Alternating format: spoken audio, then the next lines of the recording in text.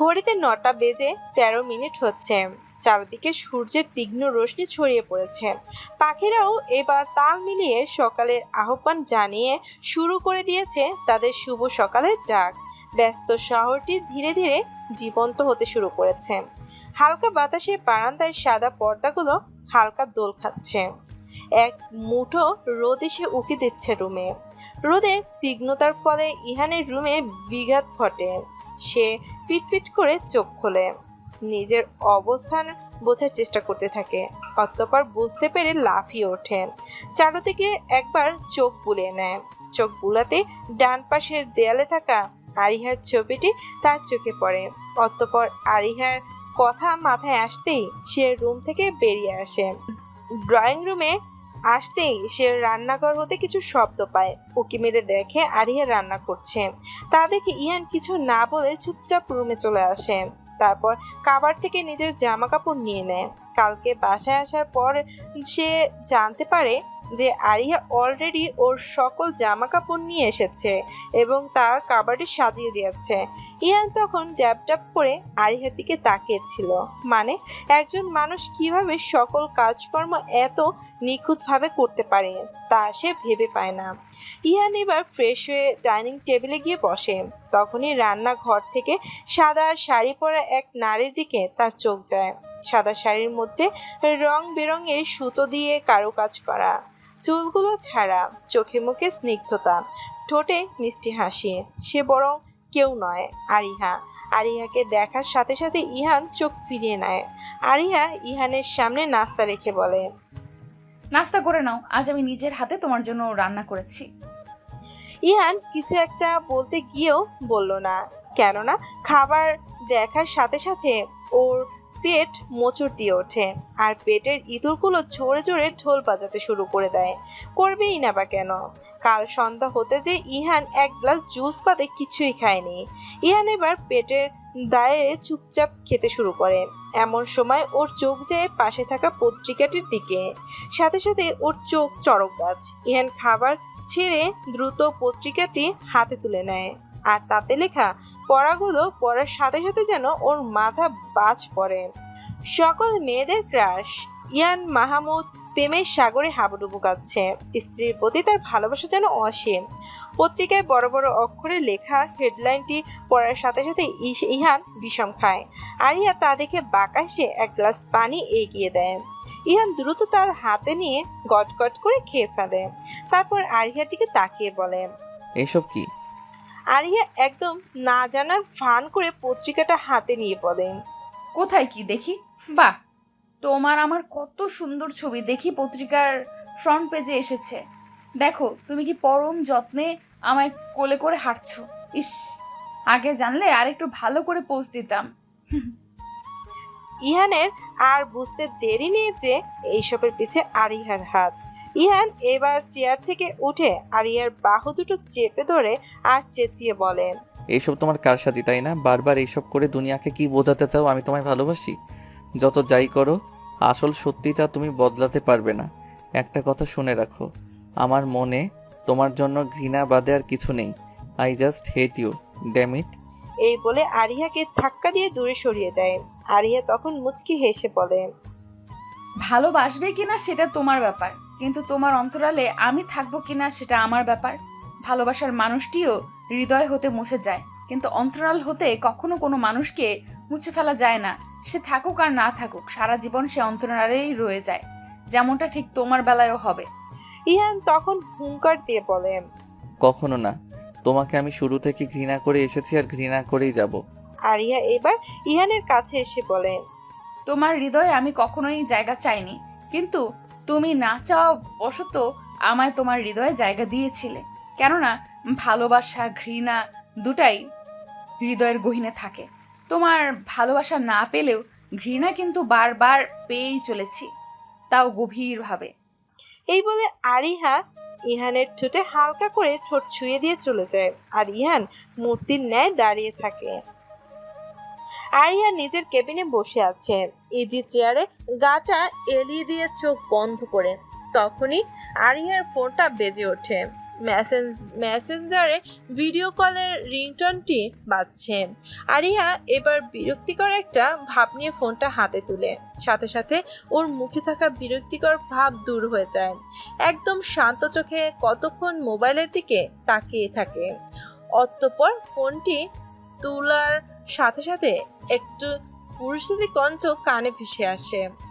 এত সময় লাগে ফোন তুলতে? আরিয়া এবার পিট চোখ করে বলে। লাগে, তাতে তোর কোনো সমস্যা? সেই যুবকটি এবার তেতে উঠে বলে। সমস্যা মানে? ঘোর সমস্যা। আমার ফোন দেরিতে উঠানোর মতো দুঃসাহস দেখিয়েছিস তুই। এখন এর জন্য তোকে কঠোর হতে কঠোর শাস্তি ভোগ করতে হবে। আরিয়া এবার মুচকি হেসে বলেন। লেট মি গেস, তুই আমাকে কি শাস্তি দিতে পারিস? তোর জন্য আমাকে একটা জামা ডিজাইন করতে হবে, তাই তো? সেই যুবকটি এবার অবাক হয়ে বলে। তুই কেমনে জানলি? Are you mind reader baby girl? Arya এবার হো হো করে হেসে উঠে বলে। তুই জীবনেও শুধরাবি না, তাই না জিসান? জিসান এবার কেবলা মার্কা হাসি দিয়ে বলে। আবার জিগায়, আমি বদলালে তোর মুখে হাসি ফোটাবে কে শুনি? আরিয়া এবার মুচকি হাসি দিয়ে বলে। I know. জিসান এবার একটু গম্ভীর ভাব এনে অভিমানী সুরে বলে। শুনেছি তুই নাকি বিয়ে করেছিস। বাই দ্য ওয়ে, আমি কিন্তু সব জানি। তা আমি কিন্তু একটু অবাক হইনি। তুই যদি 10টা বাচ্চার মাও হয়ে যেতি না, তাও আমি অবাক হতাম না। কেননা তুই যে বিশ্ব হারামি আমি জানি। মরে যাবি, তাও তোর মুখ দিয়ে কথা ফুটবে না। আরিয়া এবার শান্ত কণ্ঠে বলে। জানিস যখন তখন তো প্যাচাল পারিস কেন? জিসান এবার কেবলা হাসি দিয়ে বলে। বিকজ আই এম বাচাল পোলা। শুনেছিস এই গানটা? বাচাল পোলা ভেরি ভেরি হট। আরিয়া এবার হাসি থামাতে না পেরে হো হো করে হেসে ওঠে আর বলে। ওইটা বাচাল পোলা না, ঢাকার পোলা হবে। তুই পারিসও বটে। জিসান এবার মুচকি হেসে বলে। অবশেষে আমি বাদে তোর অন্তরালে অন্যের আগমন তো হলো। হৃদয়ের গহীনে কেউ তো জায়গা পেল। আচ্ছা অরু, তুই খুশি আছিস তো? আরিয়া এবার স্তিমিত হেসে বলে। তোর কি মনে হয়? জিসান এবার এক দীর্ঘ শ্বাস নিয়ে বলে। নিজেকে একটু খোলা বইয়ের মতো করে তুলে ধরিস তার সামনে। নিজেকে জানার সামান্যটুকু অধিকার দিস তাকে। দেখবি তোর সকল কষ্টের অর্ধেক ভার সে নিয়ে নেবে। আরিয়া এবার গম্ভীর গলায় বলে ওঠে। তোর কি কষ্ট হচ্ছে আমার কষ্টের ভারগুলো ওঠাতে? হলে বল, আজকে তোর উপর থেকে সকল ভার তুলে নেই, সকলের মতো তোকেও মুক্ত করে দিই এই আমি নামক মানুষটির থেকে। জিসান এবার রাগান্বিত কণ্ঠে বলে। থাপড়াইয়া গাল লাল করে ফেলবো, বেয়াদব জানি কোথাকার। দাঁড়া, আমি একবার বাংলাদেশে এসে নি, তোকে পিটিয়ে পিটিয়ে তক্তা বানিয়ে ফেলবো। সব সময় 1 ডিগ্রি বেশি বুঝে। আমি কি বলেছি এইসব? এত বছরে এই চিনলি আমায়? আরিয়া দীর্ঘ শ্বাস নিয়ে বলে। তুই বাদে আমি আজ পর্যন্ত কাউকে আমার কষ্টের ভাগ নেওয়ার অনুমতি দেইনি, আর দিবও না। তাই এইসব বলে লাভ নেই, বাদ দে। এখন বল, লন্ডনের সব ঠিক আছে তো? তোর ডাক্তারি ডিগ্রি নেওয়া শেষ হলো? জিসান সন্ধ্যার চোখে আরিয়ার দিকে তাকিয়ে বলে। সবই জিগাইলি, কিন্তু আমি কেমন আছি তা জিজ্ঞেস করলি না কেন? আমার কি কোনো ভ্যালু নাই নাকি? বাই দ্য ওয়ে, সব ভালোই আছে আর ভালোই চলছে। আরিয়া এবার হেসে বলে। তুই সব সময় ভালোই থাকস তা আমি জানি, তাই নতুন করে জিজ্ঞেস করলাম না। জিসান এবার কঠোর গলায় বলে। এই, তোর মুখ এমন হয়ে আছে কেন? তোর মাথার ঘাড় ব্যথা করছিল তাই না? নিশ্চয়ই সকালে কিছু খাসনি, প্লাস মেডিসিনও নিসনি। এমনিই তোর লো প্রেশার, তার উপর তোর নিজের প্রতি এত অনীহা। নিজের শরীরে বড় কোনো রোগ না বাঁধানো পর্যন্ত দম নিবি না তুই, তাই না? আমি এখনই পিয়ন চাচাকে ফোন করে বলছি তোর কেবিনে খাবার পাঠাতে। চুপচাপ সেইগুলো খাবি আর মেডিসিন নিবি, তা না হলে আমার চেয়ে খারাপ কেউ হবে না। আরিয়া এবার এক বিরক্তিকর ভাব নিয়ে বলে। সত্যিই তুই বাচাল, এত কথা কিভাবে বলিস বলতো? তার উপর হুকুমের উপর হুকুম, উফ। জিসান এবার কিছুটা হেসে বলে। আমি বাদে তোর সবকিছুর খবর রাখে কে বল? তোর গার্ডিয়ানও আমি, তোর ফ্রেন্ডও আমি, তোর বড় ভাইও আমি। তো একসাথে সব রোল প্লে করতে একটু তো বাচাল হতেই হয়। এখন যা যা বলছি তা যেন মনে থাকে। এখন আমার ক্লাস আছে, আমি গেলাম, বাই। এই বলে জিসান ফোন কেটে দেয়। ছোট হতে বিজনেসের সাথে বেড়ে উঠেছে আরিহা। আরিহাকে যদি কেউ সবচেয়ে ভালো করে চিনে তাহলে সে হচ্ছে জিসান। জিসান সব সময় ছায়ার মতো আরিয়ার পাশে ছিল আর ওকে আগলে রেখেছিল। জিসান সম্পর্কে আরিয়ার ফুফাতো ভাই হলেও তারা বেস্ট ফ্রেন্ডের মতো। জিসানই একমাত্র ব্যক্তি যে কিনা আরিয়ার সকল কষ্টকে ভাগ করতে সাহায্য করে। আরিয়া এবার এক দীর্ঘ শ্বাস নেয়, আবার চেয়ারে গায়ে এলিয়ে দেয়। মাথাটা সত্যি খুব ব্যথা করছে। এখন একটা ঘুম দিতে পারলে হয়তো ভালো লাগতো, কিন্তু এত কাজ রেখে ঘুমানোটা নিতান্তই ফাঁকিবাজি বাদে কিছুই না। ইহান নিজের স্টুডিও এর দিকে যাচ্ছিল। ঠিক এমন সময় মাঝ রাস্তায় তার গাড়িটা বন্ধ হয়ে যায়। ইহান খেয়াল করে দেখে তার গাড়ির পেট্রোল ফুরিয়ে এসেছে, যার জন্য গাড়িটা বন্ধ হয়ে গিয়েছে। ইহান এবার গাড়ি থেকে নেমে সজোরে গাড়িতে একটা লাথি মারে। রাগে তার মাথা ফেটে যাচ্ছে। একে তো সকালের ঘটনায় মাথাটা গরম হয়ে আছে, তার উপর এখন এইসব। ইহান বেশ বিরক্ত নিয়ে দাঁড়ায়। রাস্তাঘাটে বেশ গাড়ি চলাচল করছে। ইহান এবার ফোন বের করে একটা উবার ডাকে আর নিজের পরিচিত এক লোককে ফোন করে আর বলে যে যেন নীলক্ষেত হতে গাড়িটা নিয়ে গ্যারেজে দিয়ে আসে। ইহান এবার রাস্তায় দাঁড়িয়ে মোবাইলে স্ক্রল করতেই থাকে। এমন সময় বেশ কিছু মেয়ে ওকে চিনতে পেরে ওর সামনে এসে দাঁড়ায় আর ছবি তুলে দেয়। দেখতে দেখতে অনেকজনই এসে ওর সামনে ভিড় জমায়। ইহান বেশ বিরক্ত হওয়ার সত্ত্বেও মুখে মিথ্যে হাসি ফুটিয়ে তুলে তাদের সাথে ছবি তোলে। এমন সময় প্রচন্ড শব্দে ফোনটা বেজে ওঠে। ইহান দেখে উবার ফোন দিয়েছে। ফোন তুলতেই সে জানায় যে সে এসে পড়েছে, সে রাস্তার ওপারে আছে। ইহান যেন দ্রুত আসে। ইহান এবার সকলের থেকে বিদায় নিয়ে রাস্তা পার হতে নেয়। আশেপাশে কোনো ওভারব্রিজ না থাকায় সে জেব্রা ক্রসিং দিয়ে রাস্তা পার হওয়ার চেষ্টা করে। এমন সময় একজন ফ্যান ইহান বলে চেঁচিয়ে ওঠে। ইহান সেদিকে তাকাতে কোথা থেকে একটি গাড়ি ফুল স্পিডে ইহানের দিকে এগিয়ে আসে। গাড়ির চালক ইহানকে দেখে কষে ব্রেক মারে, কিন্তু ততক্ষণে দেরি হয়ে যায়।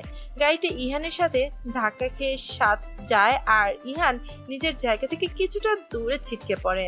মুহূর্তে পিচঢালাই করা রাস্তাটিতে রক্তের সরু ধারা বইতে শুরু করে। হসপিটালের চারিদিকে মানুষ ছোটাছুটি করে চলেছে। সকলেই কোনো না কোনো কাজে ব্যস্ত। অনেকেরই চোখে মুখে ক্লান্তির ছাপ, তো অনেকের মুখে আপনজনকে হারানোর ভয়। কেউ আবার আপনজনের মৃত্যুর খবর শুনে কান্নায় ভেঙে পড়েছে। বড় অদ্ভুত এই হাসপাতাল নামক জিনিসটি। এইখানে সকল শ্রেণীর মানুষকেই দেখা যায়, সাথে তাদের অবস্থা, তাদের কষ্ট, বেদনা, সুখ সবই উপলব্ধি করা যায়। কিন্তু তাও দিন শেষে হাসপাতালে ভাসপা উটকো গন্ধে কেউ টিকতে পারে না। আরিয়া অবজারভেশন রুমের সামনে চেয়ারে বসে আছে। মুখে কোনো ভাবান্তর নেই। প্রতিবারের মতোই সে স্থির আর শান্ত। বেশ কিছুক্ষণের মধ্যে অবজারভেশন রুম থেকে ডাক্তার বেরিয়ে আসেন। তা দেখে আরিয়া নিজের অবস্থান ছেড়ে ডাক্তারের দিকে এগিয়ে যায়। তারপর শান্ত গলায় জিজ্ঞেস করে, ডাক্তার, রিহান এখন কেমন আছে? Is he fine? আরিয়ার কণ্ঠ কানে আসতেই ডাক্তার ওর দিকে তাকায়, ভুরু দুটো কুঞ্চিত করে বলে, আপনি মিস্টার ইয়ানের কি হন? ওয়াইফ? আরিয়া শান্ত কণ্ঠেই বলে ওঠে, জি হ্যাঁ, আমি তার ওয়াইফ।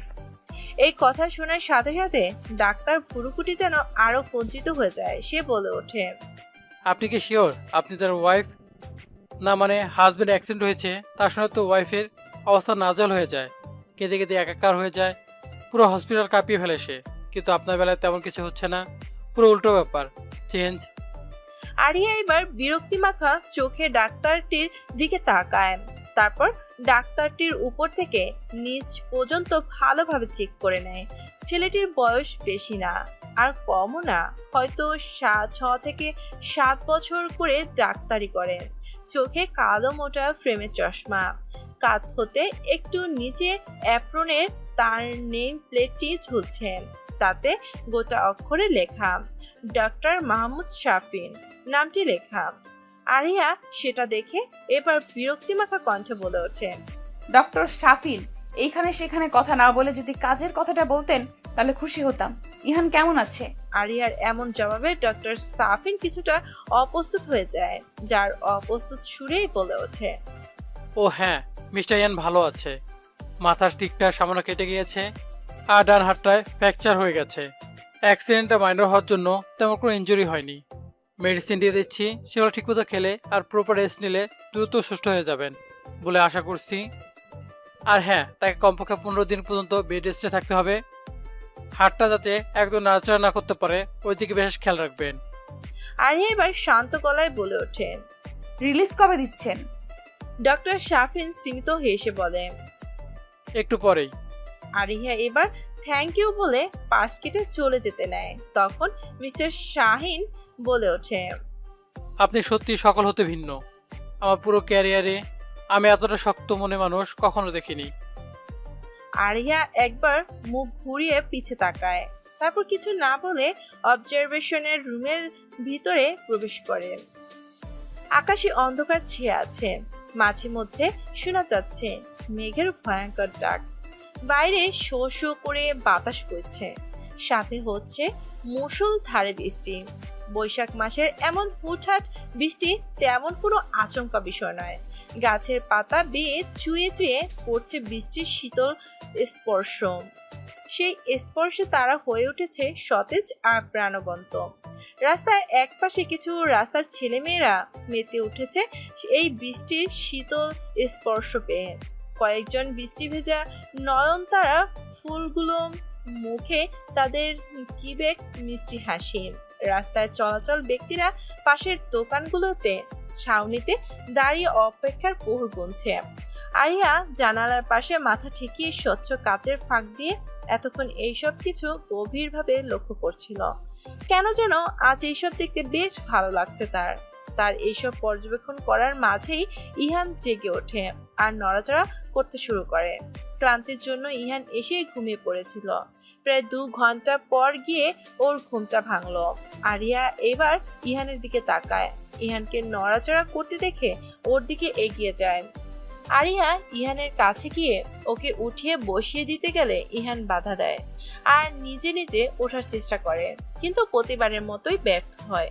আরিয়া এইবার জোর করে ইহানকে ধরে উঠিয়ে বসিয়ে দেয়, তারপর শান্ত কণ্ঠে বলে, হাসপাতাল থেকে আসার পথে তো ঠিকই আমাকে ধরে আসলে, এখন এত ড্রামা করার কি দরকার? ইহান এবার রাগে চোখে আরিয়ার দিকে তাকায়, তারপর গম্ভীর গলায় বলে, বাধ্য হয়ে তোমার সাহায্য নিতে হচ্ছে, তা না হলে তোমার সাহায্য নেওয়ার বিন্দুমাত্র ইচ্ছা নেই আমার। আরিয়া এবার বাঁকা হেসে বলে, বউয়ের আদর খাওয়ার ইচ্ছে আছে বুঝি? ইহান এবার থতমত হয়ে বলে, তুমি এত নির্লজ্জ কেন, ঠোঁটকাটা মেয়ে একটা। আরিয়া এবার নিজের ঠোঁটটা ইহানের সামনে এগিয়ে দিয়ে বলে, ভালো করে দেখ, আমার ঠোঁটে কোনো অংশ কাটা নেই। ইহান এবার একটু ছিটকে দূরে গিয়ে বসে, তারপর রাগান্বিত কণ্ঠে বলে, মজা হচ্ছে? আরিয়া এবার মুচকি হেসে বলে, কিছু খাবে? চুপ করে দেই। ইহান এবার মুখ ঘুরিয়ে বলে, তোমার হাতের কিছু চাই না। আরিয়া কিছু না বলে রুম থেকে চলে যায়। তারপর এক বাটি স্যুপ নিয়ে এসে ইহানের সামনে রাখে, সাথে 1 গ্লাস পানি, আর শান্ত কণ্ঠে বলে, আমার হাতে যেহেতু খাবে না তাই রেখে যাচ্ছি, খেয়ে নিও। এই বলে আরিয়ার রুম থেকে চলে যায়। ইহান একবার আরিয়ার যাওয়ার দিকে তাকায়, অতঃপর চোখ সরিয়ে নিয়ে স্যুপের দিকে তাকায়, যা হাত দিয়ে বাটিটি ধরে সামনে আনার চেষ্টা করে। সামনে এসে বা হাত দিয়ে চামচটা ধরার চেষ্টা করে, কিন্তু তা প্রতিবারের মতোই হাত থেকে পড়ে যাচ্ছিল, যার ফলে স্যুপের কিছু অংশ ওর জামায় ছিটকে পড়ছিল। ইহান এবার রাগান্বিত হয়ে বলে, সবই আরিহার প্ল্যান। সে ভালো করে জানে আমি বা হাতে খেতে পারবো না, তাও আমায় একা রেখে চলে গেল। সেলফিশ কোথাকার। তখনই আরিয়া আপেল খেতে খেতে রুমে আসে। তারপর ইহান সামনে দাঁড়িয়ে বাঁকা হেসে বলে, কি খেতে পারছো না তো? তা এখনো তেজ আছে নাকি গিয়েছে? ইহান এবার রাগে ফুঁসতে থাকে। আরিয়া আপেলটা সাইডে রেখে ইহানের পাশে বসে আর ওকে জোর করে খাইয়ে দিতে থাকে। ইহান না চাওয়ার সত্ত্বেও আরিয়ার হাতে খেয়ে নেয়। খাওয়া শেষ হতেই ডোরবেল বেজে ওঠে। আরিয়া এবার দরজা খুলতেই দেখতে পায় দরজার সামনে রাতুল সোহেল তীব্র দাঁড়িয়ে আছে। একদম কাক ভেজা হয়ে দাঁড়িয়ে আছে তারা। চোখে মুখে তাদের চিন্তার ছাপ স্পষ্ট। আরিহাকে দেখার সাথে সাথে তিনজনেই একসাথে বলে ওঠে। আরিহা শান্ত গলায় বলে, একদম কিনারের রুমে ইহান আছে, গিয়ে দেখা করে নিন। আরিহার বলতে দেরি, কিন্তু তাদের যেতে দেরি নেই। তিনজনই হুড়হুড় করে বাসার ভিতরে ঢুকে পড়লো আর ছুটলো রুমের দিকে। আরিহা তার ইজি চেয়ারে বসে আছে, চোখ দুটো বন্ধ করে সে আস্তে আস্তে দোল খাচ্ছে। আকাশে এখনো মেঘ কাটছে। রুমটা এখন আবছা অন্ধকারে পরিপূর্ণ। ভালোই লাগছে নিস্তব্ধ এক পরিবেশে থাকতে। পাশের রুমে রাতু, সোহেল, তীব্র ইহানকে ঘরে বসে আছে। কিভাবে কি হলো তার খোঁজ নিচ্ছে। আর ইহান নিজেকে সেখানে তৃতীয় পক্ষ বলে মনে হওয়াতে সে স্টাডি রুমে এসে চুপচাপ বসে পড়ে। মাথাটা আবার ধরেছে, কিন্তু তাও আরিয়া চুপ, একদম নিস্তব্ধ। কেননা সে ব্যস্ত অতীতের ঘটনাগুলো ঘাটতে, ডুব দিতে থাকে অতীতের পাতায়। সেদিন ইহানকে বাধ্য হয়ে কন্ট্রাক্টটা মানতে হয়, কেননা এছাড়া ওর কাছে কোনো উপায় ছিল না। ইহান কোনো মতে নিজের রাগ সামলিয়ে কাজের মধ্যে মন বসায় সে। আর ইহার নির্দেশ অনুযায়ী সকলেই পরের দিন ফটোশ্যুটের জন্য চলে আসে। এক এক করে তারা আরিয়ার ডিজাইন করা কাপড়গুলো পরে ফটোশ্যুট করে। যখন ইহান ফটোশ্যুট করতে যায় তখন আরিয়া সেখানে আসে আর ফটোশ্যুট করতে থাকে। ইহানের এক্সপ্রেশন ভালো না আসায় সে বারবার ফটোশ্যুটের মধ্যে বাধা দিচ্ছিল। আরিয়া এবার ইহানের দিকে তাকিয়ে শান্ত গলায় বলে, আপনি কি আদৌ প্রফেশনাল? দেখে তো মনে হচ্ছে না। ইহান এইভাবেই আরিয়াকে দেখে প্রচন্ড রেগেছিল। তার উপর আরিয়ার এমন কথায় সে আরো রেগে যায়, কিন্তু তাও কিছু না বলে চুপচাপ সব সহ করে যায়। সে দাঁতের দাঁত চেপে বলে, আমি যতটুকু পারি ততটুকুই করার চেষ্টা করছি। আপনি আমার থেকে বেশি জানলে আপনি বলে দিন না কিভাবে কি করব। যদি তাই হয় তাহলে তাই হোক। অতঃপর ইহান আরিয়ার কথা মতো সব করে। আর আশ্চর্যজনকভাবে ছবিগুলো সত্যি অসাধারণ হয়। এরপর ছেলে মেয়ে দুজনে একসাথে ফটোশ্যুট করার টাইম আসে। সকলেই ড্রেস চেঞ্জের জন্য তাদের দেওয়ার নির্দিষ্ট চেঞ্জিং রুমে চলে যায়। ইহানও নিজের রুমে চলে যায়। রুমে এসে নিজের জামাটা খুলে পাশে রাখতেই দরজা ঠেলে একজন ফিমেল মডেল এসে ইহানের রুমে হাজির হয় আর দরজা আটকে দেয়। ইহান শব্দ শুনে পিছে তাকায়, ভুরুকুটি কুঞ্চিত করে মেয়েটির দিকে তাকায়। মেয়েটির দিকে তাকিয়ে ইহান 2 সেকেন্ড লাগলো না চিনতে। মেয়েটির নাম হিনা। দেখতে মাত্রা অতিরিক্ত সুন্দর, যার জন্য এই মেয়ের রূপের অহংকারের শেষ নেই। কিন্তু সে সর্বদাই ইহানের আগে পিছে ঘুরঘুর করে। একবার একসাথে একটা মডেলিং এর কাজ করতে হয়েছিল তাদের। সেখান থেকেই হিনা মেয়েটি ইহানকে চিনে। মেয়েটি বলতে গেলে ইহানের জন্য মাত্র অতিরিক্ত পরিমাণ পাগল। সে প্রায় অনেকবারই ইহানকে প্রেম নিবেদন করেছে, আর প্রতিবারই তাকে প্রত্যাখ্যান করেছে। কিন্তু সে তাও ইহানের পিছুই পড়ে আছে। হিনা এবার ইহানের দিকে তাকিয়ে বলে, কেমন আছো বেবি? ইহান এবার বিরক্তিকর একটা ভাব নিয়ে বলে, don't you dare to call me baby. Hina এবার ইহানের কাছে এসে বলে, এত রাগ কেন করছো? Cool down baby. দেখো আমাদের ভাগ্য বারবার কিভাবে এক হয়ে যায়। ভাগ্যও চায় তুমি যাতে আমার হও। আমার হয়ে যাও না বেবি, সত্যি বলছি। তুমি যা চাইবে তাই দিব আমি তোমায়। একবার আমার হয়ে তো দেখো। ইহান কিছুটা দূরে সরে বলে, ওহ জাস্ট শাট আপ। এইসব থার্ড ক্লাস কথাবার্তা অন্যের সামনে গিয়ে বলো, আমার সামনে না।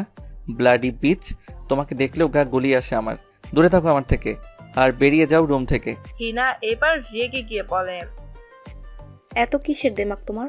একটা মেয়ে নিচ থেকে এসে তোমার হাতে ধরা দিচ্ছে, দাম দিচ্ছ না তো, বারবার দূরে সরিয়ে দিচ্ছ।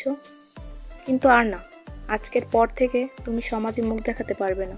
তখন বাধ্য হয়ে তোমায় আমার হতে হবে। What rubbish, just get lost from here. Hina এবার মুচকি হেসে নিজের জামা নিজে ছিঁড়তে শুরু করে। নিজের চুলগুলো এলোমেলো করে দেয়, মুখে মেকআপ নষ্ট করে ফেলে আর জোরে জোরে চিৎকার করতে থাকে, বাঁচাও বাঁচাও। ইহান এবার অবাক চোখে হিনার দিকে তাকিয়ে থাকে। হিনা এবার আরো জোরে জোরে চিৎকার করতে থাকে, আর দরজা খুলে দৌড়ে চলে যায়। ইহান দ্রুত ওর পিছে যায়। ইতিমধ্যে হিনার চিৎকার শুনে সকলেই রুম থেকে বেরিয়ে আসে। আরিয়া ও মিস্টার কালাম কিছু কথা ভাবছিল, তখন তাদের কানে হিনার চিৎকার আসতেই তারাও এগিয়ে আসে। হিনা ফটোশুটের জায়গায় এসে স্থির দাঁড়ায় আর নেকা কান্না শুরু করে দেয়। সকলেই এবার ওকে ঘিরে দাঁড়িয়ে পড়ে। ইহানও পিছু পিছু সেইখানে চলে আসে। সকলে ওর দিকে চোখ গোল গোল করে তাকিয়েছিল। এমন সময় আরিয়াও সেখানে এসে হাজির হয় আর হিনার এমন অবস্থা দেখে জিজ্ঞেস করে, কি হয়েছে মিস হিনা? আপনি এভাবে কান্না করছেন কেন? হিনা এবার নেকা কান্না করতে করতে বলে, ম্যাম, ইহান স্যার আমাকে মলেস্ট করার ট্রাই করেছে। হিনার কথা শুনে সকলেই এবার ইহানের দিকে তাকায়। ইহান খালি গায়ে থাকায় তারা হিনার কথাই সত্যি মনে করে বসে। আরিয়া এবার একটা চাদর নিয়ে হিনার গায়ে জড়িয়ে দেয়, অতঃপর বলে সব খুলে বলতে। হিনা তখন মিথ্যে হিচকি তুলতে তুলতে বলে, ম্যাম, ইহান স্যার আমায় তার রুমে ডাকে। সিনিয়র ভাই মেনে আমিও তার রুমে যাই। তারপর সে আমাকে বাজে প্রস্তাব দেয়। আমি না করতেই সে আমার উপর ঝাঁপিয়ে পড়ে। এই বলে আবার মিথ্যে কান্না জুড়ে দেয়। সকলেই এবার ইহানের দিকে ঘৃণার চোখে তাকায়। ইহান তখন বলে ওঠে, আরে ও মিথ্যে বলছে, আমি এমন কিছুই করিনি। আরে ও নিজেই তো। আর বলতে পারলো না। আর ইহা সকলের সামনে ওর গালে সজোরে থাপ্পড় বসিয়ে দেয় আর চেঁচিয়ে বলে ওঠে। Mister Kalam, call the police. কথাটি সকলের কানেই পৌঁছাতে পুরো পরিবেশটা একদম নিস্তব্ধ হয়ে যায়। ইউটিউবার ইহান মাহমুদ একজন ধর্ষক। ঘন্টা খানিকের মধ্যে সকল টিভি নিউজের হেডলাইন হয়ে উঠল কথাটি। সকল জনগণের মধ্যে কেমন এক মাতামাতি শুরু হয়ে গেল। সবচেয়ে বেশি চর্চিত হয়ে উঠল বিষয়টি। ফেসবুকে একের পর এক ইহানকে নিয়ে পোস্ট হতেই থাকে। ব্যাপারটা কিভাবে যেন লিক হয়ে যায় আর তা মিডিয়াদের কানে পৌঁছে যায়। তাদের কানে পৌঁছাতেই সাথে সাথে চারপাশে ছড়িয়ে পড়ে আর ঘটনাটা তিল থেকে তাল হয়ে যায়। আপাতত আরিয়ার অফিসের সামনে প্রেস মিডিয়ার ভিড় করে আছে। পুলিশ এখনো আসেনি, তারা নাকি এখনো রাস্তায়। এদিকে সকলেই ইহানকে একের পর এক অপবাদ দিয়ে চলেছে। ইহান এবার সহ্য করতে না পেরে ওর চোখ বেয়ে দুফোঁটা নোনা জল গড়িয়ে পড়ে। সে না পারছে কিছু বলতে আর না পারছে সইতে। সে নির্দোষ, কথাটা একেবারেই বলা সত্ত্বেও কেউ তার উপর বিন্দু মাত্র ভরসা করেনি। অন্যদিকে আরিহা চেয়ারের উপর পা তুলে শান্ত ভঙ্গিতে বসে আছে, ডান হাতে মোবাইলের ফাইল চেক করছে। তার মধ্যে না আছে কোনো ভাবান্তর, না আছে কোনো হেলদোল। সে বরাবরের মতোই শান্ত। আরিয়া থেকে বেশ কিছু হাত দূরে হিনা নীরব বসে আছে, যেন সত্যি তার সাথে খারাপ কিছু হয়েছে। অনেকেই ওকে সান্ত্বনা দিয়ে যাচ্ছে। অবশেষে অপেক্ষার অবসান শেষ হলো। পুলিশ এসে পৌঁছালো সেখানে। তাদের পিছু পিছু রিপোর্টার ক্যামেরা নিয়ে ভিতরে ঢুকলো। আরিয়া এবার বিরক্তিমাখা চোখে পুলিশদের দিকে তাকালো আর ঝাঁঝালো কণ্ঠে বলল, পাংচুয়ালিটি বলেও কিছু আছে। এতটা দায়িত্বহীন কিভাবে হতে পারেন আপনারা? Just disgusting. পুলিশ কিছু বলতে গিয়েও বলতে পারলো না, কেননা তারাও মোটামুটি আরিহার সম্পর্কে জানে। তাই তারা আরিহাকে কিছু না বলে ইন্সপেক্টর কনস্টেবলকে ইশারা করে ইহানকে ধরতে। তারা কথা মতো ইহানের দিকে এগিয়ে যায় ওকে ধরতে। তখনই আরিহা গম্ভীর গলায় বলে ওঠে, আপনারা সেই দিকে কোথায় যাচ্ছেন? পুলিশ কনস্টেবল দাঁড়িয়ে যায় আর আরিয়ার দিকে ঘুরে কৌতূহলী চোখে তাকায়। আরিয়া এবার আবার পায়ের উপর পা তুলে চেয়ারে বসে, তারপর ইন্সপেক্টরের দিকে তাকিয়ে বলে, আপনাকে এখানে কেন ডাকা হয়েছে? ইন্সপেক্টর তখন থতমত গলায় বলে, কালপিটিকে গ্রেফতার করার জন্য। আরিয়া তখন শান্ত গলায় বলে, তো কালপ্রিট কে? ইন্সপেক্টর তখন কিছুটা জোর গলায় বলে, ইহান মাহমুদ। সে একজন নারীকে ধর্ষণ করার চেষ্টা করছে, তার জন্য আমরা তাকে গ্রেফতার করতে এসেছি। আরিয়া তখন পায়ের উপর থেকে পা নামিয়ে ছোট ছোট চোখ করে ইন্সপেক্টরের দিকে তাকিয়ে বলে, এখন আমি যদি বলি ইহান মাহমুদ কালপ্রিট না, তখন? আরিয়ার এই শান্ত বাক্যটি যেন পুরো পরিবেশটি কাঁপিয়ে তোলে। সকলেই এইবার হতবম্ব হয়ে যায়। তীব্র এক কৌতূহল জন্মাতে শুরু করে। ইহান এবার ভুরুকুটি একত্রিত করে আরিয়ার দিকে তাকিয়ে থাকে।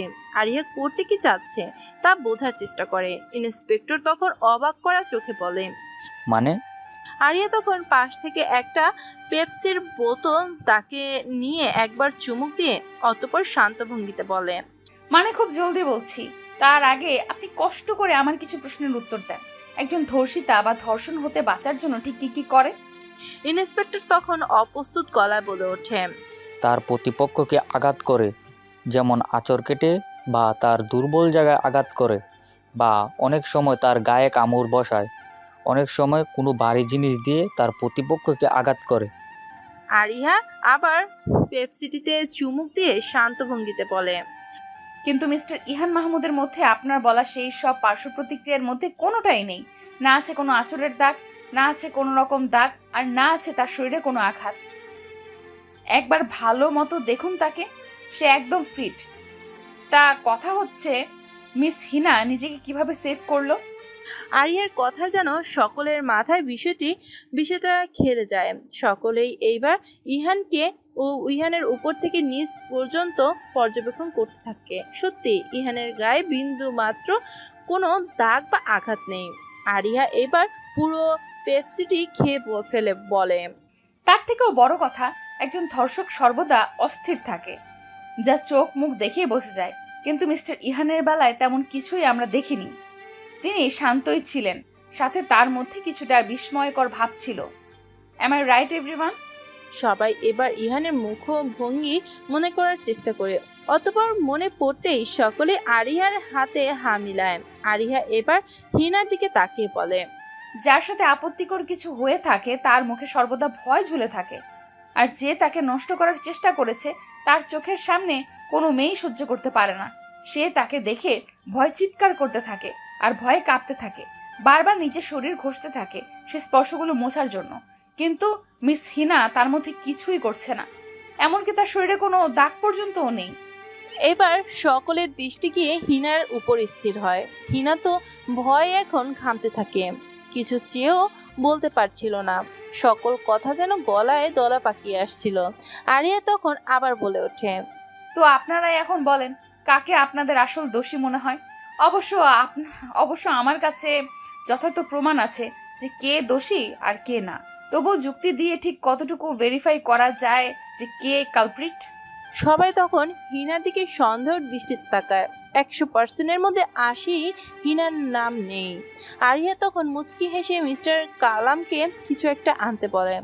অতঃপর সকলের কানে ভেসে আসে হিনা আর ইহানের কথাবার্তা।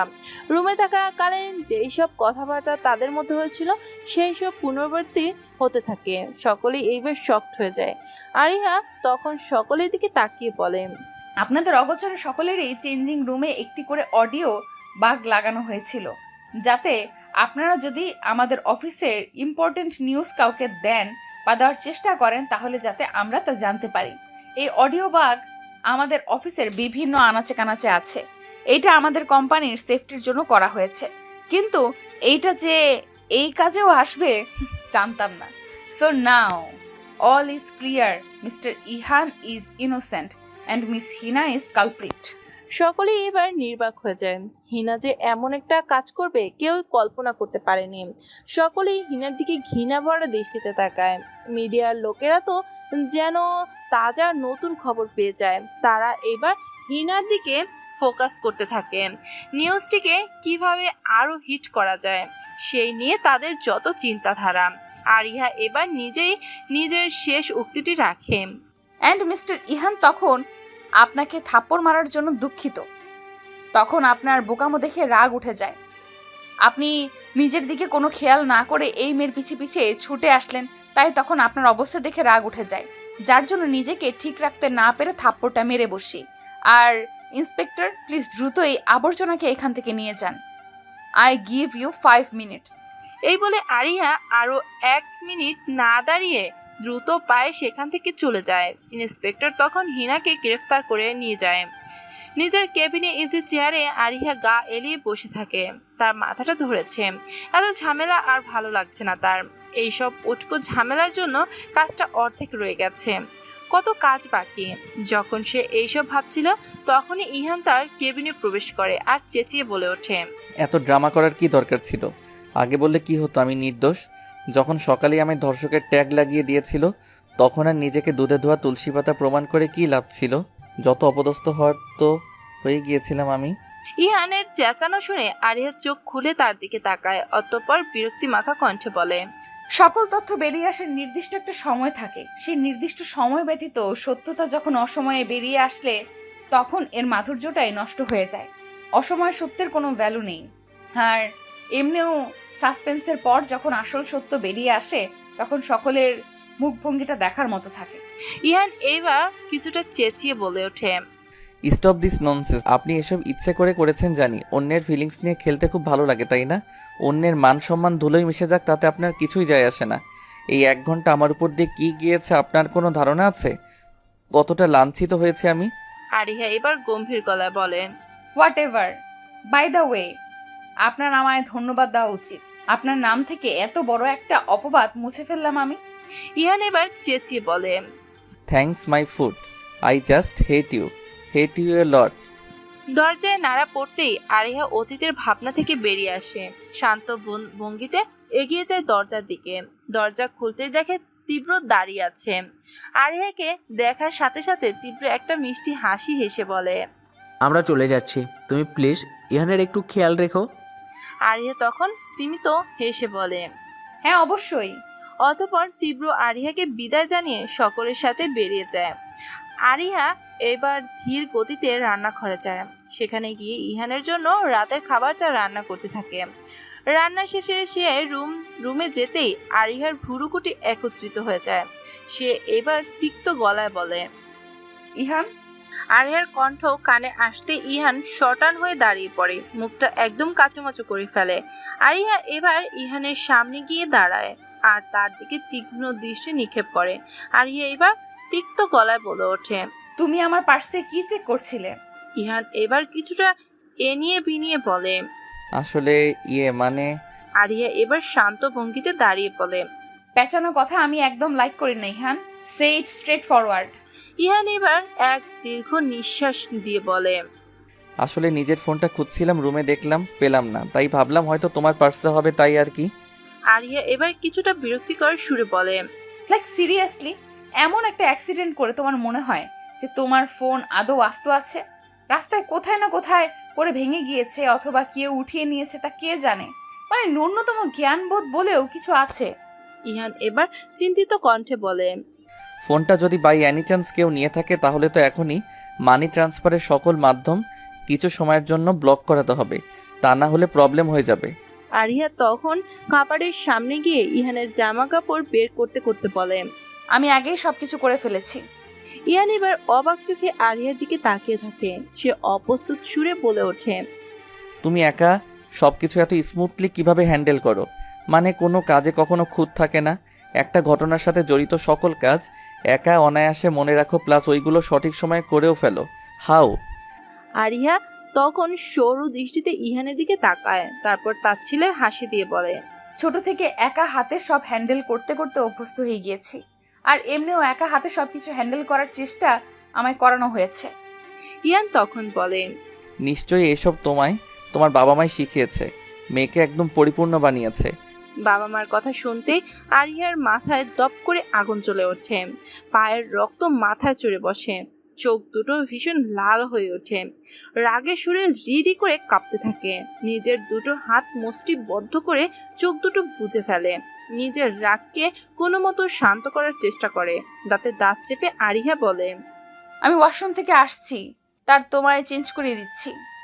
আর কিছু না বলে ওয়াশরুমে চলে যায়। মুখে অনবরত ঠান্ডা পানির ঝাপটা দিতে থাকে, মাথায় হালকা পানি দেয়, জোরে জোরে নিঃশ্বাস নিতে থাকে। কোনো মতে নিজেকে শান্ত করে আয়নায় তাকায়। চোখ দুটো এখনো লাল হয়ে আছে।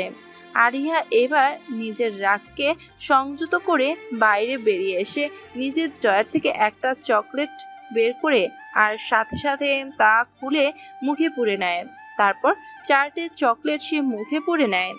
তার বিছানায় বসে চোখ বন্ধ করে তা চিবুতে থাকে। মূলত এইটি নিজেকে শান্ত করার একটা মাধ্যম। ইহান আরিয়ার এমন কাণ্ড দেখে ড্যাপ করে আরিয়ার দিকে তাকিয়ে থাকে আর মনে মনে বলতে থাকে, মেয়েটা কি পাগল টাগল হয়ে গেল নাকি? একদম এমন পাগলামো করছে কেন? আরিয়া এবার কিছুটা শান্ত হয়ে ওঠে। সে দীর্ঘ এক নিঃশ্বাস নিয়ে দম ফেলে, তারপর চুপচাপ ইহানের গেঞ্জি আর প্যান্ট হাতে নিয়ে ইহানের সামনে তা যায় আর কিছুটা তিক্ত গলায় বলে, আসো তোমায় চেঞ্জ করে দেই আর ফ্রেশ করে দেই। এমন কথায় ইহান কিছুটা বিব্রত হয়। তার অস্পষ্ট গলায় বলে, হোয়াট রাবিশ, তোমায় এসব করতে হবে না, আমি পারবো। আরিয়া এবার কিছুটা বিরক্তিকর সুরে বলে, দেখো এখন ন্যাকামি করে লাভ নেই, তুমি নিজে চেঞ্জ হতে পারবে না, তাই আমি করে দিচ্ছি। কিছুদিনের জন্য নিজের রাগ, ইকো, প্রেস্টিজ, হেডনেস পাশে রাখো। নিজে সুস্থ হও, তারপর যা ইচ্ছা তা করো। I have no problem. এখন আমায় আমার কাজগুলো করতে দাও। ছাদের সুইমিং পুলে পা ভিজিয়ে বসে আছে। একটু আগে ইহানকে খাবার আর ওষুধ খাইয়ে দিয়ে এসেছে। বাসায় কিছু ভালো লাগছে না বলে ছাদে এসে বসে পড়ে। আকাশটা এখন শান্ত হতে উঠেছে, একদম স্বচ্ছ পানির মতো পরিষ্কার।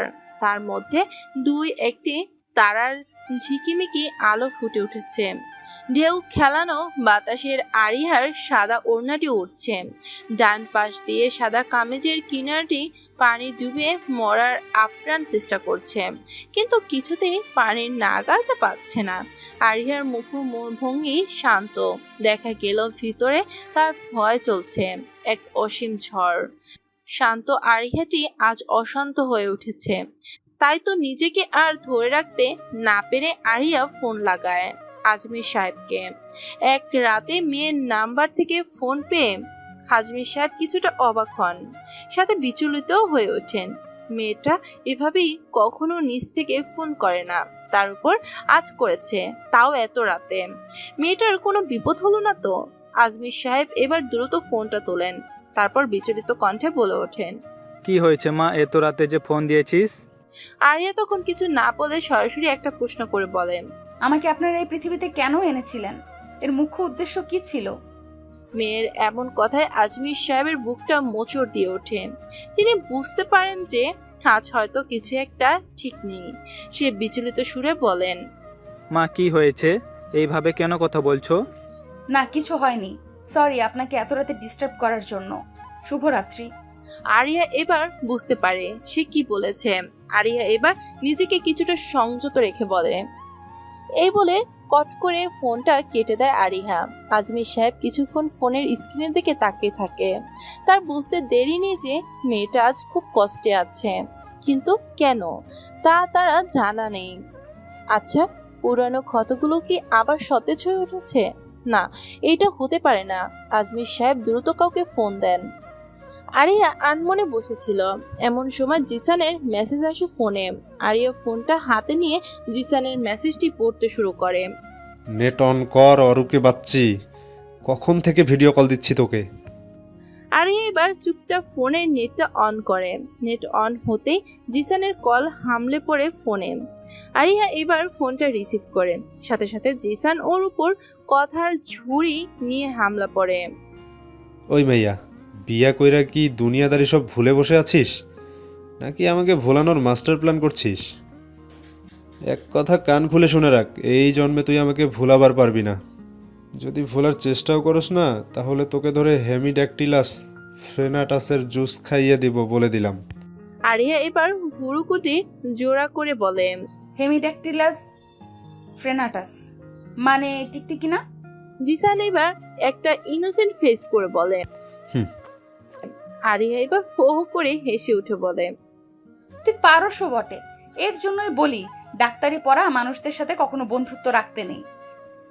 এরা হয় আধা পাগল, হয় সাথে নিজের বন্ধুদেরও পাগল বানায়। জিসান এবার মুখ ফুলিয়ে বলে, তুই আমায় পাগল উপাধি দিতে পারলি? নিজের বেস্ট ফ্রেন্ডকে পাগল বলতে তোর একবারও বুক কাঁপলো না? লা, তোমার কাছে বিচার দিলাম। আরিয়া তখন মুচকি হেসে বলে, ড্রামা কিং, এতটা ঢং কিভাবে করিস বলতো? তোকে না ছেলের চেয়ে আমার মেয়ে মনে হয় বেশি। জিসান এবার মুচকি হেসে বলে, তা এখন ঠিক আছিস তো? আরিয়া মলিন হেসে বলে, কিছুক্ষণ আগে ছিলাম না, কিন্তু এখন আছি। জিসান তখন দীর্ঘ শ্বাস নিয়ে বলে, নিজেকে ভালো রাখতে হলেও অনেক সময় কাঁদা উচিত। কষ্ট যখন মন মস্তিষ্কে ভারী হয়ে আসে, তখন তাকে হালকা করার জন্য কান্নাই শ্রেষ্ঠ উপায়। আরিয়া তখন স্টিমত হেসে বলে, কান্না কখনোই কোনো উপায় হতে পারে না। এইটি শুধু দুর্বলতার প্রতীক। আর এমনিও হুমায়ুন আহমেদ তো বলেছেনই, পৃথিবীতে কিছু কিছু মানুষ সম্ভবত কষ্ট পাওয়ার জন্যই জন্মায়। টাকা পয়সার কষ্ট নয়, মানসিক কষ্ট।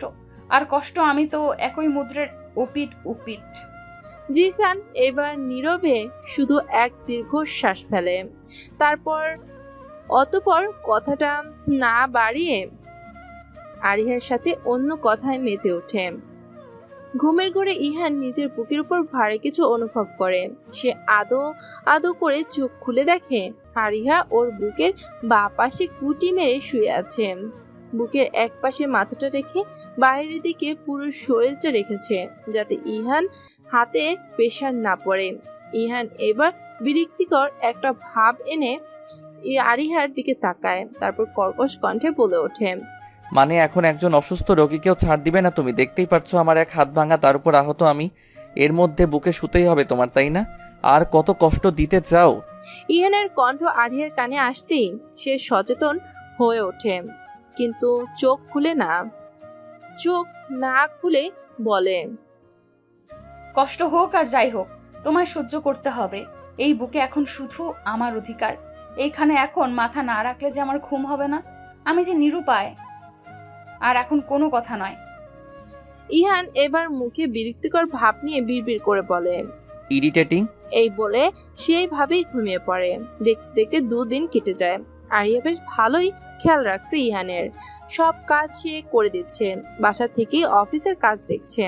পুষ্পিতা প্রতিদিন আরিয়ার বাসায় আসে, আর দুজন একসাথে কাজটা গুছিয়ে নেয়। আর নীরা অফিসের দিকটি সামলায়। প্রতিদিন বিকেলের দিকে রাতু, সোহেল ও তীব্র আসে ইহানকে দেখতে। বেশ ভালোভাবেই যাচ্ছে দিন। সকালে ইহান সোফায় বসে আছে আর টিভিতে নিউজ দেখছে। আরিয়া মাত্র ওকে সকালের নাস্তা খাইয়ে দিয়ে ওষুধগুলো রুম থেকে আনতে গিয়েছে। এমন সময় ডোরবেল বেজে ওঠে। ইহান চেঁচিয়ে আরিয়াকে ডাক দেয় গেট খোলার জন্য। আরিয়া ওষুধগুলো টেবিলে রেখে চলে যায় গেট খুলতে। গেট খোলার সাথে সাথে এক কিশোরী মেয়ে বাসায় হুড় করে ঢুকে পড়ে। ইহান মেয়েটিকে দেখে বলে ওঠে, এরিনা। এরিনা দৌড়ে ইহানের কাছে চলে যায়।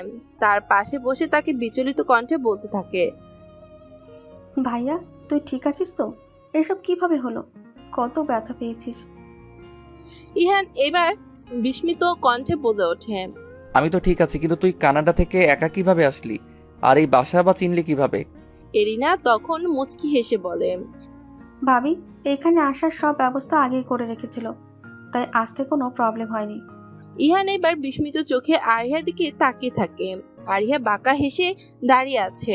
তখন এরিনা গিয়ে আরিয়াকে জড়িয়ে ধরে বলে, আই এম সরি ভাবি, তখন ভাইয়ার টেনশনে তোমার সাথে কোনো কথা না বলে দৌড়ে ঢুকে এসে পড়েছিলাম। তুমি রাগ করোনি তো? আরিয়া তখন মুচকি হেসে এরিনার মাথায় হাত বুলিয়ে বলে, একদম না। এমন সুইটি ননদিনীর উপর কি রাগ করা যায়? তা এইখান পর্যন্ত আসতে প্রবলেম হয়নি তো? আমি যাদের পাঠিয়েছিলাম তোমাকে আনতে, তারা তোমায় ঠিকমতো এনেছে তো? এরিনা মুচকি হেসে বলে, আমার কোনো প্রবলেম হয়নি, আর ওরা ওদের কাজ ঠিক মতোই করেছে। এই প্রথম আমি আমার জার্নিটা খুব এনজয় করেছি। থ্যাঙ্কস টু ইউ ভাবি। ইহান এতক্ষণ দুজনের দিকে বিস্মিত চোখে তাকিয়েছিল, কিন্তু এখন মনের মধ্যে কৌতূহল এসে ভর করে। ইহান এইবার তিক্ত গলায় বলে ওঠে, এইখানে এসব কি হচ্ছে? এরিনা, তুই আরিহার কথা কিভাবে জানলি? আমার সাথে তো তোর 4-5 দিন ধরে কথা হয় না। এরিনা তখন ইহানের দিকে চেয়ে বলে, আমি তো ভাবিকে শুরু থেকেই চিনি, তুই না বললে কি হবে? ভাবি আমায় ঠিক খুঁজে নিয়ে আমার সাথে যোগাযোগ রেখেছিল। আফটার অল আমি তার একমাত্র ননদিনী। ইহান এবার সন্দেহের দৃষ্টিতে আরিহার দিকে তাকায়। আরিহা তা দেখে মুচকি হেসে ইহানের দিকে এগিয়ে আসে। তারপর টেবিল থেকে ঔষধগুলো নিয়ে ইহানের দিকে এগিয়ে দেয় আর শান্ত গলায় বলে, আগে ওষুধটা খাও, তারপর সব বলছি তোমায়। ইহান এবার ওষুধগুলো খেয়ে নেয়। তারপর কৌতূহলী দৃষ্টিতে আরিহা আর এরিনার দিকে তাকিয়ে থাকে।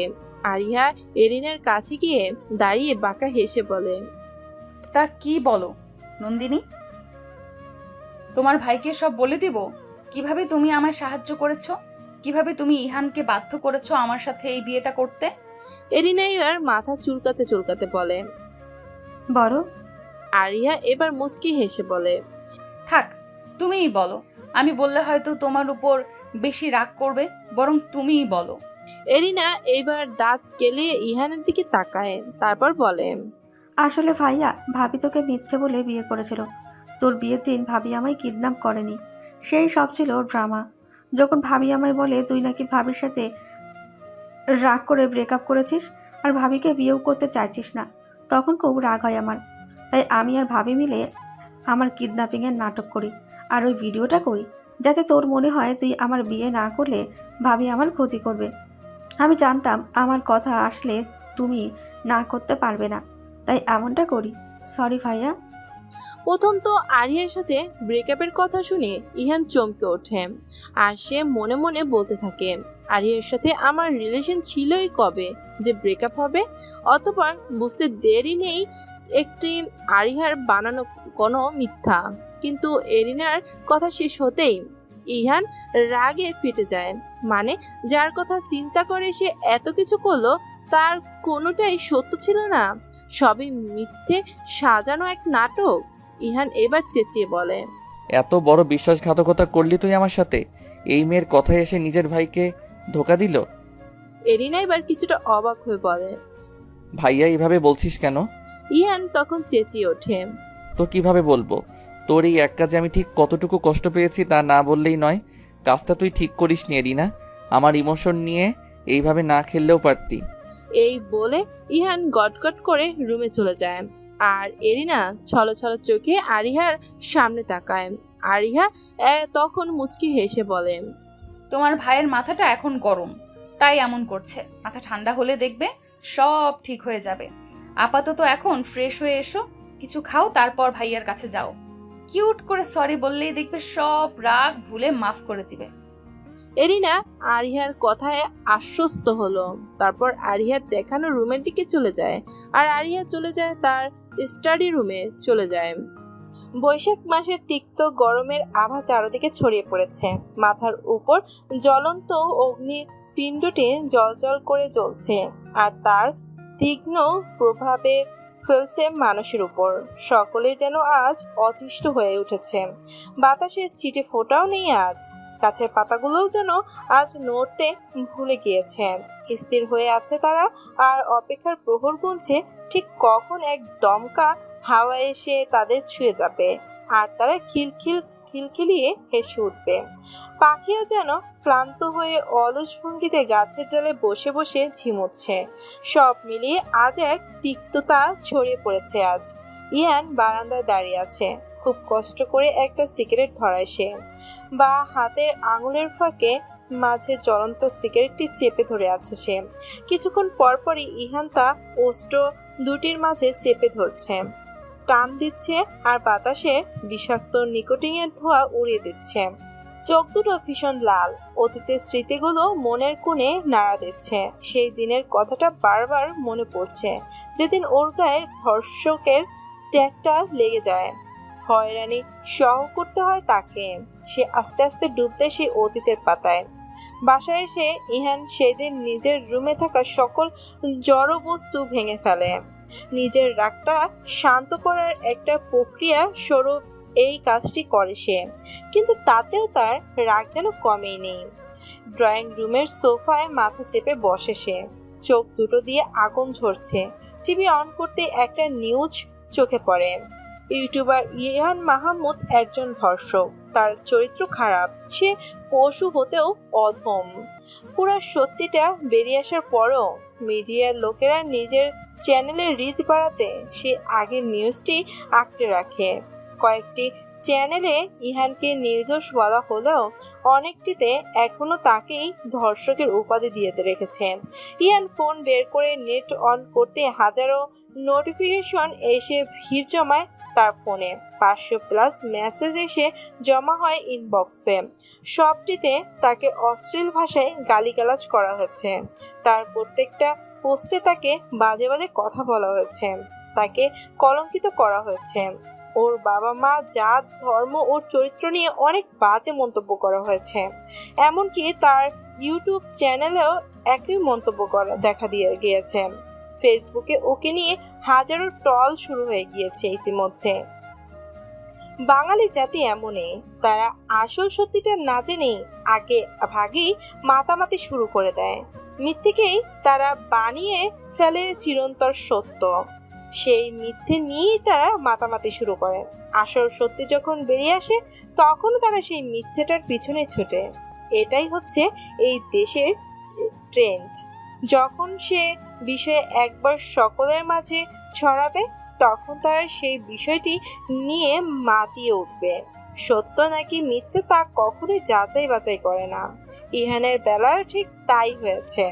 সে 1 ঘন্টার মাঝে এই নিউজটা যে এইভাবে ছড়িয়েছে যে আসল সত্যটা এখন তার নিচে চাপা পড়ে যায়। কেউ আসল সত্যের প্রতি গুরুত্ব দেয়নি, বরং দোষারোপ করে গেছে ইহানকে। ইহান এবার মাথা চেপে বসে চোখ দিয়ে তার টুপটাপ করে পানি পড়ছে। সে বলতে থাকে, এমনটা কেন করলেন আরিহা, কেন? সত্যিটা যখন জানতেই তখন আগে বলে দিলে হয়তো এখন আমায় এত কিছু সহ্য করতে হতো না। সেই 1 ঘন্টা আমার জীবনের সব কেড়ে নিয়েছে। সত্যিটা সকলের সামনে আসার পরও আমি ধর্ষক, আমি অপরাধী। আগে যদি সব ক্লিয়ার করতেন তাহলে আজ আমার গায়ে এই ধর্ষকের ট্যাগটা লাগতো না, এত অপদস্থ হতে হতো না। I just hate you Miss Ariha Ahmed, I just hate you. আমার সকলের কষ্টের দাম আপনাকে দিতেই হবে, দিতেই হবে। এই বলে সামনে থাকা কাচের টি টেবিলটা সে ধাক্কা দিয়ে দূরে সরিয়ে দেয়। চোখ বেয়ে পড়ছে আজ অঝোর অশ্রুর ধারা। হুট করে কেউ পেছন থেকে জড়িয়ে ধরায় ইহানের ধ্যান ভাঙে। সে পাশে ফিরতেই দেখে এরিনা ওকে জড়িয়ে ধরে আছে। ওর ফর্সা মুখটা একদম লাল হয়ে আছে, একদম কাদো কাদো হয়ে আছে সে। এখনই যেন ওর চোখে বর্ষণের ধারা শুরু হবে। যত যাই হোক, একটা ভাই কখনো নিজের বোনের চোখের পানি দেখতে পারে না। ইহানের বেলায়ও তাই। রাগ ধরে রাখতে না পেরে এরিনাকে বা হাত দিয়ে জড়িয়ে ধরে। এরিনা এইবার ফুপিয়ে উঠে বলে, সরি ভাইয়া, আমার করা কাজের জন্য তুই যে এতটা কষ্ট পাবি তা বুঝিনি। সরি, আমায় মাফ করে দে। ইহান এবার বলে, আরে কাঁদছিস কেন? আমি তোর থেকে রাগ নেই, তুই এখন চুপ কর। এরিনা অস্পষ্ট সুরে বলে, সত্যি? ইহান মুচকিয়ে হেসে বলে, 3 সত্যি। তখনই কিছু পড়ে যাওয়ার দুইজনেই পিছনে তাকায়। রক্ত দেখে তারা স্থির হয়ে যায়। ড্রয়িং রুমে ইহান আর এরিনা বসে আছে। পাশের সোফায় বসে আছে পুষ্পিতা আর আরিহা। আরিহা খুব যত্ন সহকারে পুষ্পিতার পায়ে ব্যান্ডেজ করে দিচ্ছে। ওর পায়ের তলায় কাজ বিঁধে গিয়েছে। ব্যাপারটা অবশ্য ইহানের জন্যই পেয়েছে। ইহান তখন রাগ করে রুমে চলে যাওয়ার আগে টেবিলে থাকা গ্লাসটা হাত দিয়ে ছুঁড়ে মারে, যার ফলে গ্লাসটি কয়েকশো খণ্ডে বিভক্ত হয়ে ছড়িয়ে ছিটিয়ে পড়ে। এর কিছুক্ষণ পরেই নিত্যদিনের মতো পুষ্পিতা আসে আরিহার সাথে কাজে হাত লাগিয়ে দিতে আর আসিফের কাজগুলো করতে। আরিহা দরজা খুলে দিয়ে ড্রয়িং রুমে আসে মেঝে থেকে কাজ তুলতে। পুষ্পিতা ওর পিছে পিছে আসতেই মেঝেতে থাকা একটি কাচের অংশ ওর পায়ে লেগে যায় আর সে ব্যথায় কুকিয়ে ওঠে। আরিয়া তা দেখে দ্রুত ওর কাছে যায় আর ওকে ধরে সোফায় বসায়। নিজের কোলে পুষ্পিতার পাটা নিয়ে দেখতে থাকে। এতে পুষ্পিতার পা হতে চুয়ে পড়া রক্তগুলো আরিহার সাদা জামায় পড়ে, তার রক্তে রঞ্জিত হয়ে যায়। আরিহা কোনো মতে কাজটা বের করে রুমের দিকে যায়। রুম থেকে ফার্স্ট এড বক্স আনার সময় ওর হাত থেকে সেটা পড়ে যায়। রুমের বারান্দায় এরিয়া আর ইহান থাকার ফলে শব্দটা তাদের কানে যায় আর তারা পিছে ঘুরে আরিহার এমন রক্তে রঞ্জিত শরীর দেখে আটকে ওঠে। পুষ্পিতাকে কিছু খাইয়ে দিয়ে একটা পেন কিলার খাইয়ে দেয় আরিহা। ওকে কিছুক্ষণ পাশের রুমে রেস্ট নিতে বলে, কিন্তু পুষ্পিতা মানা করে দেয় আর বলে, আমি এইখানে ঠিক আছি, তুই তোর কাজ কর, আমাকে শুধু একটা ল্যাপটপ এনে দে, যে কাজগুলো আছে করে নেই। আরিহা এই কথা শুনে কিছুটা বিরক্তকর সুরে বলে, কোনো কাজ করা লাগবে না, তুই রেস্ট নে, কাজ পরেও করা যাবে। পুষ্পিতা তখন মুচকি হেসে বলে, এই কথা তুই বলছিস, যে কিনা 104 ডিগ্রি জ্বর নিয়ে অফিসে গিয়ে প্রায় 18 ঘন্টা একটানা কাজ করেছে। আমাদের মানা করা সত্ত্বেও একটাও কথা শুনিনি, বরং লম্বা একটা ভাষণ দিয়ে বলেছিলি বড় কিছু অর্জন করতে চাইলে অনেক সময় নিজেকে বড় ঝুঁকি নিতে হয়। আরিয়া এবার বিরক্তিকর একটা ভাব নিয়ে বলে, তখন যদি ওই কষ্টটা না করতাম তাহলে আজ এই জায়গায় পৌঁছতে পারতাম না, নিজেকে প্রতিষ্ঠিত করতে পারতাম না। আর এমনিও তখন কাজ করা আবশ্যক ছিল, কিন্তু এখন তো তা নেই। তাই আমার সাথে জোড়া লাগাবি না। তোকে রেস্ট নিতে বলছি, রেস্ট নে। পুষ্পিতা এবার এক দীর্ঘ শ্বাস নিয়ে আরিয়ার মুখের পানে তাকায়, কিন্তু কিছু বলে না। ইহান আর এরিনা পুষ্পিতার কথা শুনে কিছুটা বিস্মিত হয়। 104 জ্বর নিয়েও যে টানা 18 ঘন্টা কাজ করতে পারে তা ওদের কারুরে জানা ছিল না। কিন্তু অতঃপর আরিয়ার কঠোর কথাগুলো শুনে এমন মনে হলো যে কাজ বাদে এই পৃথিবীতে দ্বিতীয় কোনো গুরুত্বপূর্ণ কাজ নেই। ইহান একবার আরিয়ার দিকে তাকিয়ে পুষ্পিতার দিকে তাকায়, তারপর অপরাধী কণ্ঠে বলে, সরি মিস, ব্যথাটা আপনি কোনো না কোনোভাবে আমার দ্বারাই পেয়েছেন। তখন গ্লাসটা আমি ভেঙেছিলাম আর সেই গ্লাসের কাচের টুকরোই আপনার পায়ে লাগে। এই কথা শুনে পুষ্পিতার কিছু রাগ হলো, কিন্তু তাও কিছু না বলে চুপচাপ বসে থাকে। কিছুক্ষণ পর বলে, ইজ ইট ওকে? আমার নাম পুষ্পিতা। ইহান এবার স্তিমিত হেসে বলে, সরি, আমার আপনার নাম জানা ছিল না। 2 দিন আপনাকে যেতে আর আসতেই দেখেছি, তেমন কথা হয়নি বলে নাম জানা হয়নি। পুষ্পিতা তখন একটু কর্কশ গলায় বলে, এমন অনেক কিছু আছে যা আপনি জানেন না, কিন্তু চেষ্টা করবেন সেগুলো জানার। ইহান তখন বিস্মিত চোখে তাকিয়ে বলে। মানে?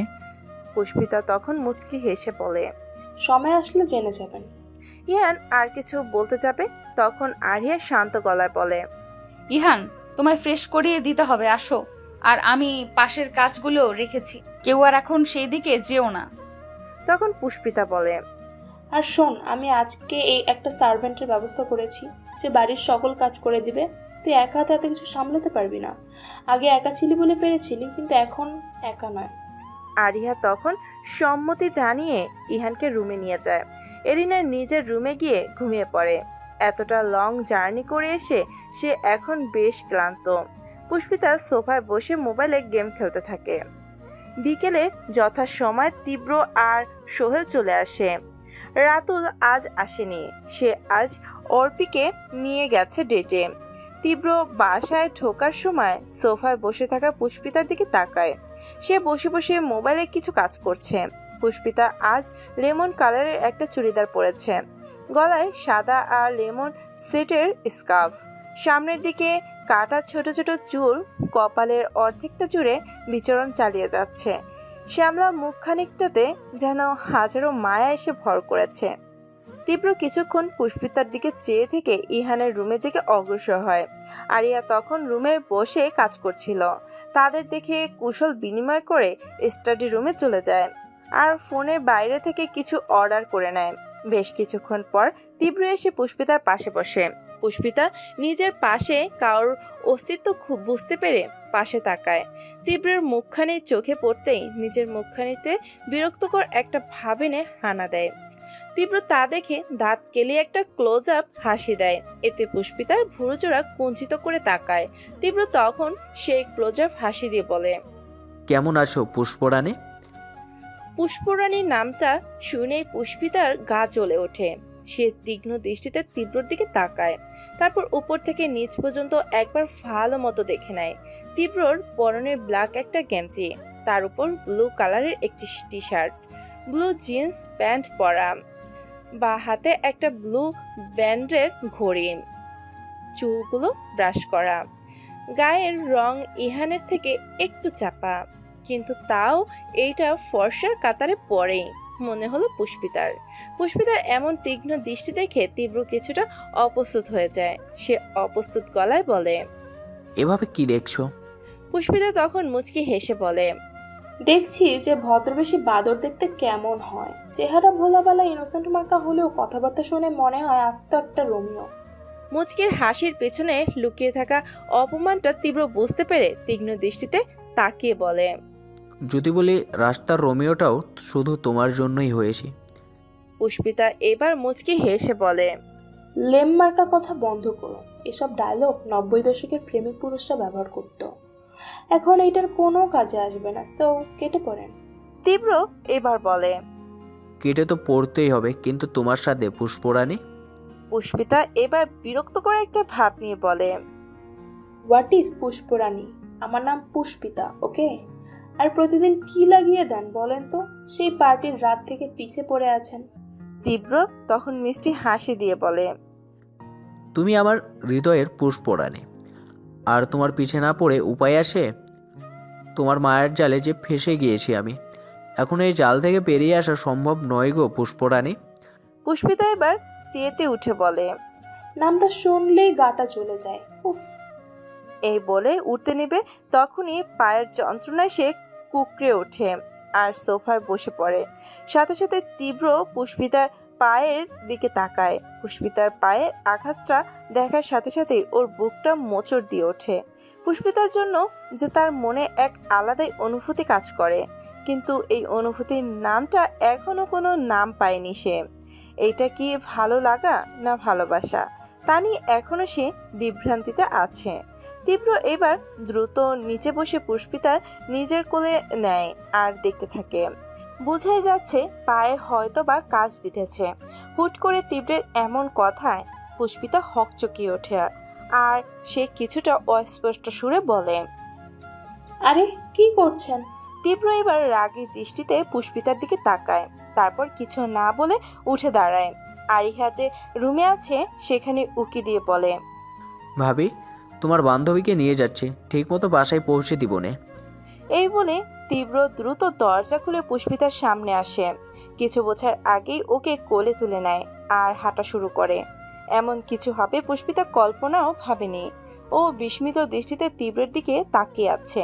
অতঃপর সব বুঝে যখন হাত পা ছোড়াছুড়ি শুরু করতেই তীব্র বলে, তুমি এখন আমার হৃদয় বন্দরে।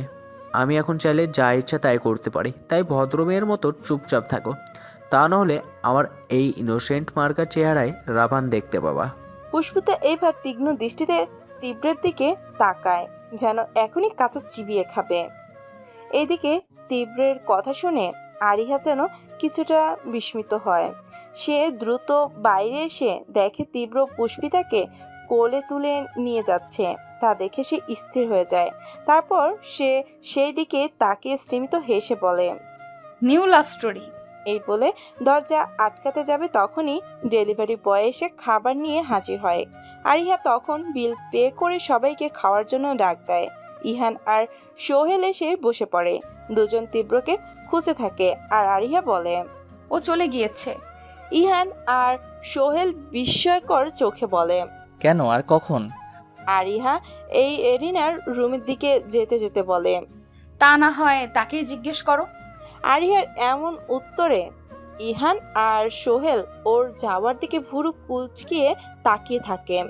আরিহা এরিনার রুমে গিয়ে ওকে ডেকে তোলে। সেই যে ঘুমিয়েছে, এখন পর্যন্ত ঘুমিয়েই চলেছে। এরিনা এইবার উঠে ফ্রেশ হয়ে আসে। ড্রয়িং রুমে এসে চেয়ার টেনে বসে সবাইকে গুড ইভিনিং জানায় সে। তারপর পিৎজা দেখে খুশিতে লাফিয়ে ওঠে। ওর বরাবরই পিৎজা অনেক বেশি পছন্দ। এরিনা আরিহাকে থ্যাঙ্কস বলে এক পিস পিৎজা নিয়ে খেতে শুরু করে। ইহান এরিনার এমন পাগলামো দেখে হেসে দেয়। অতঃপর সোহেলকে বলে, সোহেল, এ হচ্ছে আমার বোন এরিনা, যার কথা আমি তোদের এত এত বলি। আজই কানাডা থেকে এসেছে। আর এরিনা, এই হচ্ছে আমার বন্ধু সোহেল। এরিনা এবার পিৎজার দিকে থেকে মুখ তুলে তাকায়, তারপর একটা মিষ্টি হাসি দিয়ে বলে, হ্যালো সোহেল ভাইয়া, nice to meet you. Sohel এতক্ষণ এরিনার দিকে ঘোর লাগা দৃষ্টিতে তাকিয়েছিল। এরিনার পরনে অতি সাধারণ একটি কুর্তি আর জেগিন্স। ঘুম থেকে ওঠার ফলে ফর্সা গাল দুটো ফুলে উঠেছে, চোখে গোল গোল চশমা, ঘুম ঘুম ভাব মুখের মধ্যে এখনো লেগে আছে। এতে যেন ওকে আরো বেশি মায়াবী লাগছে। সোহেল এই পর্যন্ত যত মেয়ে দেখেছে সবই মেকআপ সুন্দরী, যা ওর একদম ভালো লাগে না। এই প্রথম মেকআপ বিহীন এতটা মায়াবী একটা মেয়েকে দেখেছে। বুকের বাপাসটা দ্রুত গতিতে চলছে, এমন মনে হচ্ছে তার চোখ জোড়া যেন এরিনা হতে সত্যিই নারাজ। সোহেল এতদিন এরিনার কথা শুনেছে, কিন্তু কখনো দেখার সুযোগ হয়নি। হয়তো আগে দেখলে এই মেয়েটার উপর নজর আরো আগেই যেত। সোহেলকে কিছু না বলতে দেখে এরিনা ভুরু কুচকিয়ে তাকায়। ভালো মতো একবার দেখে নেয়। সোহেলের শ্যামবর্ণ গায়ে সাদা একটি শার্ট জড়ানো, চুলগুলো সেট করা, মুখে হালকা হাসি।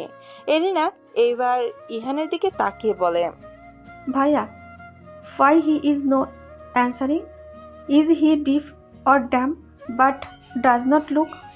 এরিনার এমন কথায় ইহান আর আরিয়া হেসে ওঠে, আর সোহেল বোকা বনে যায়। এমন এক কথার জন্য সে একদম প্রস্তুত ছিল না। ইহান এবার সোহেলের পেটে গুতা মেরে বলে, কিরে তুই কানা নাকি বোবা, কোনটা বলি ওকে? সোহেল এবার অপ্রস্তুত হয়ে চাপা সুরে বলে। চুপ কর শালা, মজা নোস আমার সাথে? সোহেল এবার গলাটা পরিষ্কার করে বলে। Nice to meet you too. Erina এবার মুচকি হেসে খাওয়ার দিকে মন দেয়। তা দেখে সোহেল আহত চোখে এরিনার দিকে তাকায়।